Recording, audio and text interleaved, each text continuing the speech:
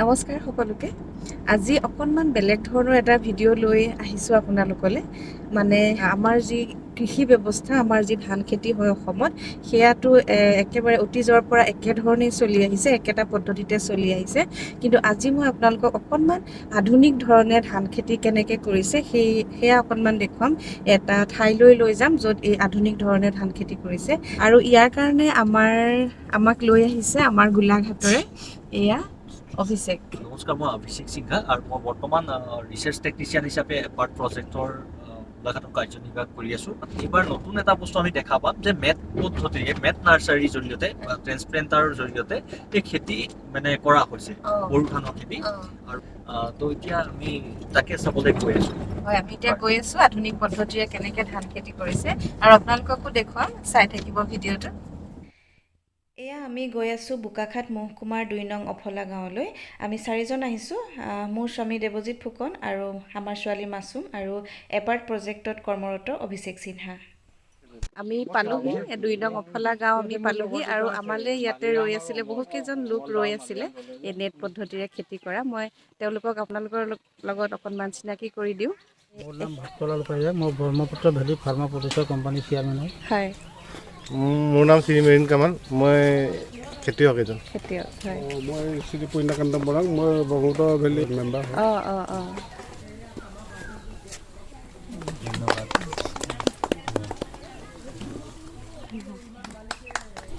ধন্যবাদ দেই ইমান ধুনীয়া গামোচা দিছে বহুত ধন্যবাদ ধন্যবাদ জনালোঁ। আগন্তুক দিনত আপোনালোকৰ দিহা পৰামৰ্শ পাই থাকিম বুলি আশা কৰি এই অনুষ্ঠানটো ইমান এয়া আমি এতিয়া যাম কৃষি তালৈ আৰু ইয়াতে আমাক অনুষ্টুপীয়াকৈ সম্বৰ্ধনা অনুষ্ঠান এটা কৰিলে খুব ভাল লাগিলে আৰু গোটেই গাঁওবাসীকে মই ধন্যবাদ জনাইছোঁ এই অনুষ্ঠানটোৰ কাৰণে। এই যে ৰোৱাখিনি দেখিছে এইখিনিয়ে হৈছে মেট পদ্ধতিৰে কৰা ধান খেতি। অসমৰ কৃষি বিভাগ এপাৰ্ট প্ৰজেক্ট আৰু এপাৰ্ট প্ৰজেক্টৰ অন্যতম টেকনিকেল পাৰ্টনাৰ ইৰি অৰ্থাৎ আন্তঃৰাষ্ট্ৰীয় ধান গৱেষণা কেন্দ্ৰৰ সহযোগত এই কামসমূহ কৰা হৈছে। এই ক্ষেত্ৰত ইৰিৰ 2জন ব্যক্তিৰ যথেষ্ট অৱদান আছে। তেওঁলোক হৈছে অংকিতা চাহু জুনিয়ৰ ৰিচাৰ্চাৰ আৰু প্ৰদ্যুন্ন শ্ৰীচন্দন আৰটি। এতিয়া আমি এই খেতি পথাৰতে আছোঁ। এইখিনি মুঠতে 6 বিঘা খেতি কৰিছে এখেতসকলে আৰু কোনে কৰিছে এই খেতি সেইখিনি মই পাতিম দেখুৱাম আপোনালোকৰ লগত কোনে কোনে কৰিছে কোনকেইজন খেতিয়কে কৰিছে আৰু এয়াই হৈছে আমাৰ পৰম্পৰাগত কৃষি ব্যৱস্থাৰ পৰা আঁতৰি আধুনিক প্ৰযুক্তিৰে কৰা কৃষি ব্যৱস্থা। সেই গতিকে আহক তেওঁলোকৰ লগত এবাৰ কথা পাতোঁ। এয়া মোৰ লগত আছে ইয়াৰে খেতি কৰা ভক্তলাল উপাধ্যায় ভক্তদা মানে ব্ৰহ্মপুত্ৰ FPCৰ চেয়াৰমেন। আপোনালোকে মানে কেনেকৈ এইটো কৰিছে আধুনিক প্ৰযুক্তিৰে যে কৰিব লাগে এই কথা কেনেকৈ গম পালে আৰু কিমান ধৰক আমাৰ পৰম্পৰাগত যি কৃষি ব্যৱস্থা আছে আৰু এইটো আধুনিক প্ৰযুক্তিৰে যি কৃষি ব্যৱস্থা আছে সেইটোৰ পাৰ্থক্যটো কেনেকুৱা অকণমান কওকচোন। নমস্কাৰ, মোৰ নাম ভক্তলাল উপাধ্যায় হয়। আমি এই খেতি প্ৰথমতে আমাৰ ডিপাৰ্টমেণ্টৰ ছাৰ ৰঞ্জিত শৰ্মা ছাৰ আমাৰ DO ছাৰ তাৰ ৰঞ্জন বৰা ছাৰ আমাৰ এপাৰ্টৰ নডেল অফিচাৰ তাৰপৰত আমাৰ বাইদেউ বোকাখাট ADO বাইদেউ সহযোগত আমি মানে নেট পদ্ধতি কৰিব লাগে বুলি আমাক প্ৰথমত ডেমো দিছিলে 15টা দেখিছোঁ খেতিটো ভাল হৈছে আৰু আমি এইটো মেচিনেৰে লৈছোঁ বাইদেউ। কঠীয়া পাৰোঁতে আমি প্ৰথমতে নেটটো পাৰি লৈছোঁ তাত বোকা অলপ দিছোঁ বোকা দিয়াৰ পিছত আপুনি কঠীয়াটো পাৰি লৈছোঁ কৰাৰ পিছত ধুনীয়াকৈ মানে মেৰাই পৰা মেচিনত ভৰাই লাইন লাইনকৈ ৰুই গৈছে। কঠীয়া কেনেকৈ পাৰিছে মেটত মানে মেট ব্যৱহাৰ কৰি কঠীয়া কেনেকৈ পাৰিছে সেইখিনি মই অকণমান দেখুৱাই লওঁ আপোনালোকক চাই লওক তাৰপিছত আকৌ পাতিম। এই খেতিৰ প্ৰথম অৱস্থাত তেওঁলোকে মেট পাৰি পেলাই তাৰ ওপৰত বোকা দি ধান সিঁচিছিল আৰু ধান সিঁচাৰ পিছত তেওঁলোকে ওপৰত ধান খেৰ পাৰি দিছিল যাতে কঠীয়াখিনি ভালকৈ ওলায় আৰু জেওৰাৰে বেৰা দি দিছিল।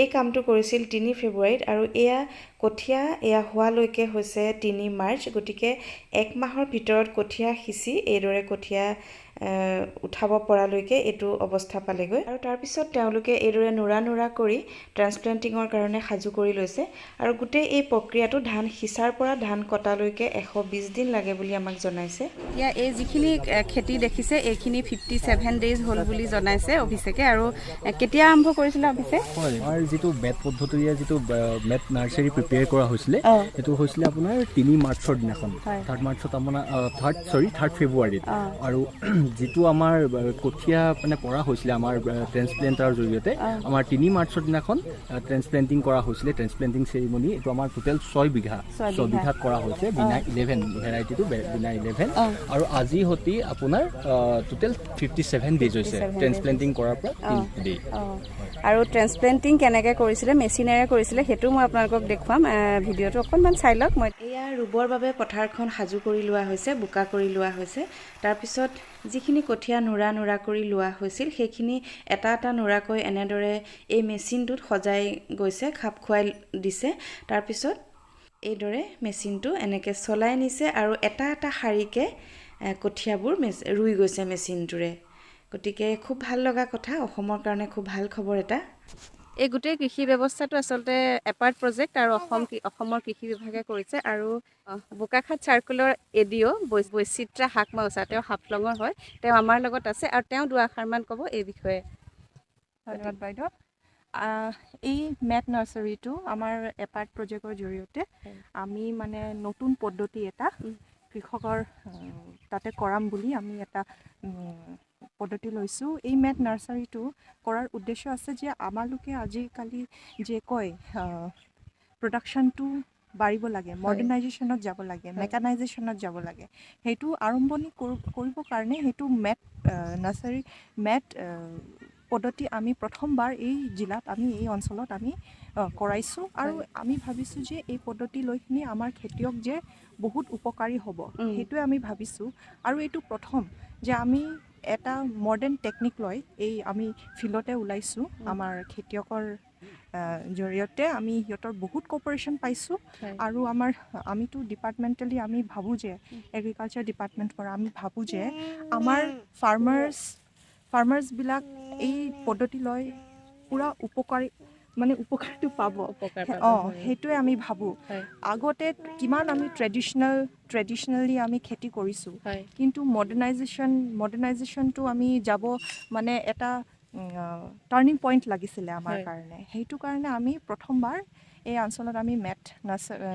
নাৰ্চাৰীটো কৰাইছোঁ আৰু সেইটোৱে নহয় আমি নেক্সট টাইম আৰু বেলেগ ভিলেজত আমি টাৰ্গেট ল'ব ভাবিছোঁ আৰু এই পদ্ধতিভাৱে আমি এই যে এতিয়া আমাৰ ফাৰ্মাৰ্ছবিলাকে কৈছে যে সিহঁতি বহুত ভাবিছে যে সেইটো উপকাৰী হ'ব সেইটো এটা আমাৰ কাৰণে প্লাছ পইণ্ট হয় আৰু সেইটো টেকনিক আমি আৰু বোকাখাট আমাৰ চাব ডিভিশ্যনত আমি আৰু স্প্ৰেড কৰিম আৰু বেলেগ ভিলেজতো আমি সেইটো পদ্ধতিটো আমি আৰু লৈ যাম বুলি আমি আশা কৰোঁ আৰু আমি ফাৰ্মাৰ্ছৰ পৰা খালি এইটো বিচাৰোঁ যে সিহঁতি মানে উইথ অ'পেন আৰ্মছ আমাৰ নিউ টেকন'লজিবিলাক নিউ ইন'ভেশ্যনছবিলাক সিহঁতি একচেপ্ট কৰে সেইটোৱে আমি ভাবিছোঁ আৰু মই আশা কৰোঁ যে বছৰত আমাৰ কামিং ইয়াৰ্ছত মই ভাবোঁ যে আমাৰ যিমান মডাৰ্ণ টেকন'লজি আছে আমাৰ ফাৰ্মাৰ্ছবিলাকে এই টেকন'লজিৰ জৰিয়তে সিহঁতৰ লাভ হ'ব বুলি প্ৰফিট হ'ব বুলি মই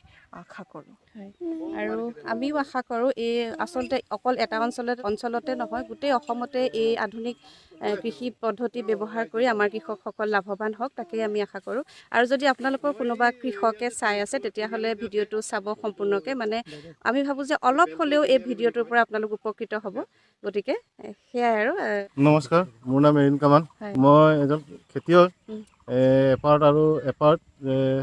এপাৰ্টৰ জৰিয়তে যোনটো খেতি কৰিছোঁ মেট পদ্ধতিত বহুত উপকৃত হৈছোঁ কাৰণ ইয়াত সময় কম লাগে আৰু কঠীয়াটো আমি খুব কম কঠীয়াতে ইয়াতে ৰুব পাৰি সেইকাৰণে আৰু মেনুৱেলি মানুহৰ মানে ইমান দৰকাৰ নহয় সেইকাৰণে বহুত ভাল আৰু ইয়াত মানে মেচিনেৰে ব্যৱহাৰ কৰিছে যিটো কঠীয়া ৰুইছে সেইটো মেচিনেৰে কৰিছে সেয়াও মই দেখুৱাম আপোনালোকক আৰু এটা কথা যে আমাৰ পৰম্পৰাগত যি কৃষি ব্যৱস্থা আছে তাত মানে যিটো কঠীয়া ৰুৱে এটা শাৰীৰ পৰা নেক্সট শাৰীটোলৈ যেনেকৈ ৰুৱে সেইটো কিন্তু ইয়াত অলপ বেলেগ ধৰণে ৰুইছে কাৰণ এনেকৈ লাইনকৈ ৰুইছে মই আপোনালোকক দেখুৱাম এটা লাইনত এনেকৈ তেওঁলোকে ৰুইছে কাৰণ এইটো কেলে কৰিছে মানে এইটো যে এটা লাইনত যে ৰুইছে এইটো নিৰাবলৈও ভাল আৰু সূৰ্যৰ পোহৰটো বিশেষজ্ঞসকলে কৈছে তাত পৰিলে ধানটো ভাল হয় বুলি কৈছে আৰু ইয়াত যোনটো আমি এডাল বা দুডাল তিনিডাল এনেকৈ ৰোৱা হৈছে কঠীয়াটো আমাৰ যোনটো মেনুৱেলি মানুহে কৰে এইটো বহুত দিয়া হয় কঠীয়া বহুত লছ হয়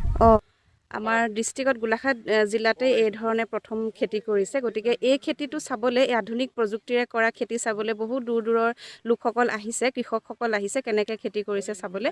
আৰু এই বিষয়ে আপোনাৰ পৰা অকণমান জানো। ধন্যবাদ বাইদেউ, মই প্ৰথমতে সকলোকে স্বাগতম জনাইছোঁ। এতিয়া আমি এই খেতিটোক লৈ পেলাই আমি বহুত আশাবাদী। এইবাৰ আমাৰ খেতিয়কৰ মাজত এইটো এটা নতুন পদ্ধতি, নেট ছিষ্টেমৰ খেতি হৈছে আৰু এই খেতিটোৰ ওপৰত আমাৰ খেতিয়ক সজাগ হৈছে। কিয়নো ইয়াত আমাৰ শ্ৰমিক কমটি লাগে, সময় কম লাগে আৰু উৎপাদন বেছি হয়। এইটো লক্ষ্যই আমি আগবাঢ়িছোঁ। আমাৰ ইয়াতে এটা ব্ৰহ্মপুত্ৰ FIG গোট গঠন হৈছে, এটা কোম্পানী। সেই কোম্পানীৰ আণ্ডাৰতে আমি একোটাকৈ 20-25 জনীয়া খেতিয়কৰ গোট গঠন কৰি লৈ পেলাই আমি খেতিটো আৰম্ভ কৰিছোঁ। আৰু বহু জেগাৰ পৰা আহি আমাৰ এই খেতিটো কেনেকৈ কৰিছোঁ আৰু ভৱিষ্যতে কি হ'ব এইটো আমাৰ পৰা মানে জানিব বিচাৰিছে।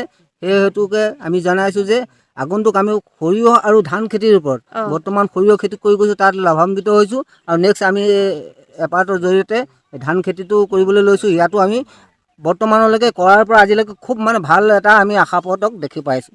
এটা কথা আছে অসমীয়া, যি লাই বাঢ়ে দুপাততে চিন, এইটো এতিয়া আমাৰ ধুনীয়াকৈ এটা দেখা দেখি হৈছে। এই কঠীয়াসমূহে আমাক সেইটোকে দেখুৱাইছে যে আমাৰ বহুত যথেষ্ট উৎপাদনটো বেছি হ'ব। হয়, তাকে আমি আশা কৰিছোঁ। ধন্যবাদ আপোনাক। এইটো কিমান ডাঙৰ এটা ধানৰ গুছা চাওক। আৰু ইয়াত জনাইছে যে এডাল খুব বেছিকৈ 3ডাল কঠীয়া দিছে। সেই এডাল 2ডাল কঠীয়াৰ পৰা ইমান ডাঙৰ এটা ধানৰ গুছা হৈছে। এই গুছাটোৰ পৰা আমি ধৰিব পাৰোঁ যে ইয়াত কিমান ধান ইয়াত হ'ব। এই ঠাইখন বানপানী অধ্যুষিত অঞ্চল আৰু গোটেই অঞ্চলটো বানপানীত বুৰ গৈ থাকে। আৰু আটাইতকৈ ডাঙৰ কথা যে ইয়াত যিটো বীজ ব্যৱহাৰ কৰিছে সেইটো 10ৰ পৰা 15 দিনলৈকে যদি পানীৰ তলত থাকে তেতিয়াও নষ্ট নহয় বুলি কৈছে। বাইদেউ, আমাৰ বানপানীৰ ক্ষেত্ৰত কিছুমান ভেৰাইটি আছে যে বানপানীৰ ভিতৰত 15 ডেজত থাকিলেও একো নহয়। আমি চিলেক্টেড ভেৰাইটিজবিলাক দিওঁ। সেইবোৰ আছে প্ৰথম ৰঞ্জিত চাবন, স্বৰ্ণ চাবন, জলেশ্বৰী, বাহাদুৰ। এই 4টা ভেৰাইটিৰ মাজত আমাৰ ফিল্ডত যোৱাবাৰ আমি ৰঞ্জিত চাবন আৰু স্বৰ্ণ চাবন দিছিলোঁ। সেইকেইটা ভেৰাইটি মানে 15 ডেজত যদি পানীত সোমাই থাকে তথাপিও সিহঁতৰ ৰেজিষ্টেণ্ট আহে আৰু এই ধানটো একো নহয়। এইটো কৃষকসকলৰ কাৰণে বৰ ডাঙৰ কথা। গতিকে তেওঁলোকে এইটো অসম কৃষি বিভাগৰ পৰা এইটো ল'ব পাৰে তেওঁলোকে বীজ। ইয়াৰ পিছত আমি আহিলোঁ ভক্তলাল উপাধ্যায় দেৱৰ ঘৰলৈ। তাতে কিছুমান অসম কৃষি বিভাগ আৰু এপাৰ্ট প্ৰজেক্টৰ পৰা পোৱা কিছুমান মেচিন আছে কৃষি কাৰ্যত ব্যৱহাৰ হোৱা। গতিকে সেইখিনিকে চাবলৈ বুলি আহিলোঁ। ড্ৰাই মেচিন নে?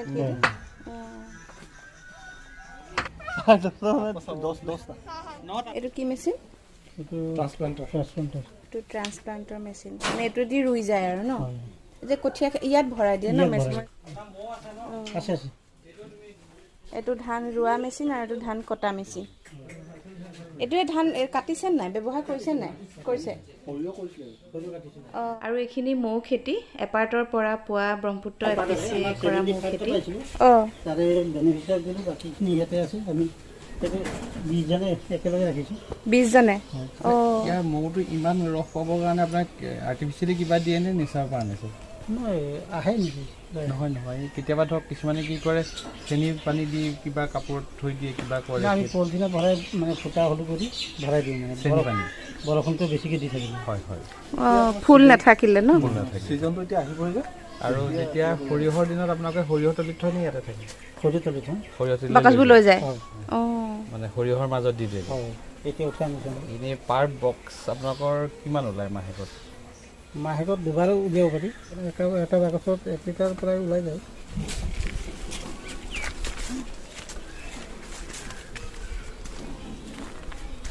দিন হৈ গ'ল নহয়, কামুৰি দিব নহ'লে উঠিব পৰা গ'ল। আৰু এয়া তেওঁলোকে উৎপাদন কৰা জৈৱিক মৌ। আৰু আমাক মৰমৰ চিনস্বৰূপে একোটা জৈৱিক মৌৰ বটল উপহাৰ দিলে ভক্তলাল উপাধ্যায় দেৱে। এয়া ভক্তদাৰ ঘৰলৈ আহিছোঁ আৰু আমাৰ কাৰণে ভাতৰ যোগাৰ কৰিছে। এয়া ভক্তদাৰ ছোৱালী, এইফালে বৌ, এয়া ভক্তদাৰ বৌ আৰু আপুনি কোন ক'লে? বোৱাৰী, ভাই বোৱাৰী সকলোৱে মিলি পেলাই আমালৈ ভাত বনাইছে। বহুত ধন্যবাদ দেই, ইমান কষ্ট কৰিছে। ভাত দিলে আমি খাই ল'ম। আপোনালোকক দেখুৱালোঁ আধুনিক প্ৰযুক্তিৰে কেনেকৈ কৃষকে খেতি কৰিছে। আৰু আশা কৰিছোঁ অসমৰ প্ৰতিজন কৃষকে যেন এই কৃষি ব্যৱস্থা আঁকোৱালি লয় আৰু তেওঁলোকে এনেদৰে খেতি কৰে। গতিকে আজিৰ ভিডিঅ'টো ইমানতে সামৰিছোঁ। ভিডিঅ'টো চাই কেনে পালে কমেণ্ট কৰি জনাব। পৰৱৰ্তী ভিডিঅ'ত আকৌ লগ পাম। Bye bye.